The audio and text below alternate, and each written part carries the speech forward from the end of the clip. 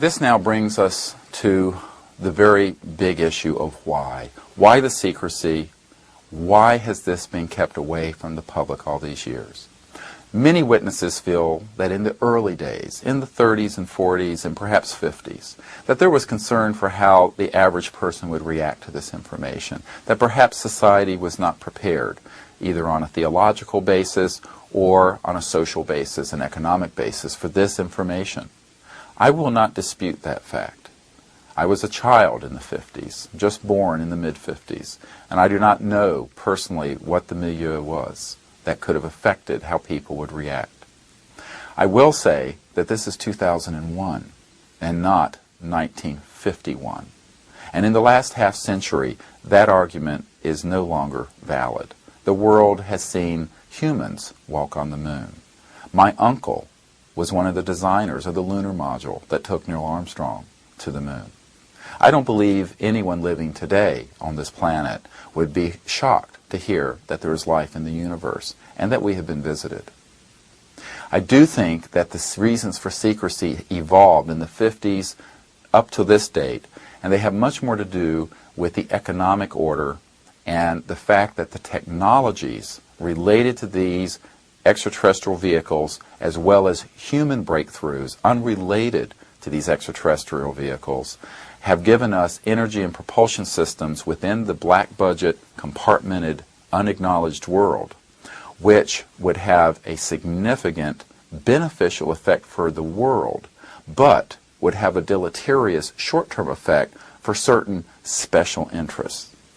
I believe these special interests would include the conventional energy part of our economy, the internal combustion engines, the fossil fuel plants, gas, oil, coal, and ionizing nuclear technology related to nuclear power plants.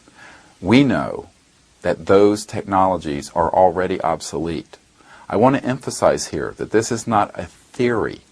We have testimony from people who have worked on these projects, within these projects, that can establish the fact that we have fully operational technologies which would enable the world to have no need for these polluting forms of energy.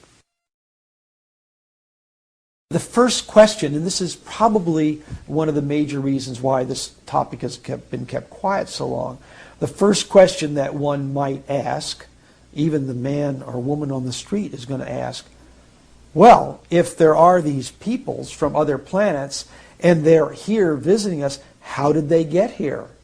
Did they have to come at the speed of light and take 4 to hundreds of years to get here, even at the speed of light, or did they come with using some other technology? Then where do they get the energy to travel these great speeds? And then we start to look into the energy. They aren't using jet fuel, they aren't using coal to get here. They're using technologies that the average guy on the street, the average physicist in a university doesn't have any clue about, and yet it's very real. In a few instances, I can say there are clearly over-unity electromagnetic devices, things that produce more electrical energy out than in. We are not in Kansas any longer. Zero-point energy represents about 40 to 50 megawatts of power per cubic inch of space. That's a lot of power. That's 4,600 million watts of power. And if you could tap it at will, then no one would have to sell gasoline or oil anymore. You would just tap into it. It would be like taking and going out to the Great Lakes and taking out one drop and using it. You'd hardly miss it. Yes, there is a history, a long history of over-unity systems. For example, Nikola Tesla had one. Basically, his big magnifying transformer that he had on Long Island was such an over-unity system. So this was one thing we established from the study of the foundations of electromagnetics. You are permitted to have electromagnetic systems that power themselves and their load, and you don't have to put in the energy. They take it from the vacuum, the active vacuum. The bottom line of this is if we'll initiate the negative entropy and let it go, it's just like you punched a hole in the ground and you got a big gusher of oil. You don't have to furnish the pressure and you don't have to furnish the oil. Here it comes. Well, if you have one of these units, you know, that's about 16 inches long and about 8 inches high and about 10 inches wide, then you don't need to plug into Kit Carson, the local electric company.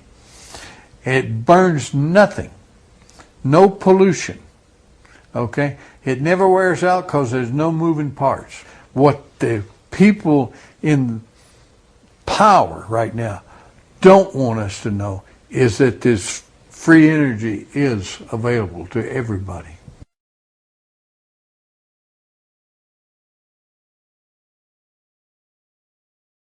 In conclusion, I would like to state that this is a matter of the utmost significance to the American people, but also to peoples throughout the world. We can establish now that we are not alone. It can be proven that there are technologies which could give us a new and sustainable civilization. And we are certain that the secrecy surrounding this issue constitutes a threat to the national security and to the security of the whole entire world.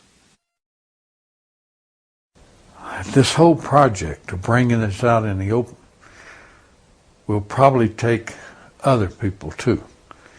But myself, I'm 73 years old, and I've had a good life and no regrets, and I've loved this country, and I've been a Christian all my life since I was about 11 years old, and so I believe God wants this known. And I believe the cosmos wants this known. It still bothers me that I've seen all this, I know all this, and like I'm walking around like with the answer, and nobody wants to ask the question to get the answer, and it kind of irritates me a little bit. It's about time for them to just come forward and say, hey, this is it. It's a truth that the entire world has to be informed about, and that truth is man is not alone.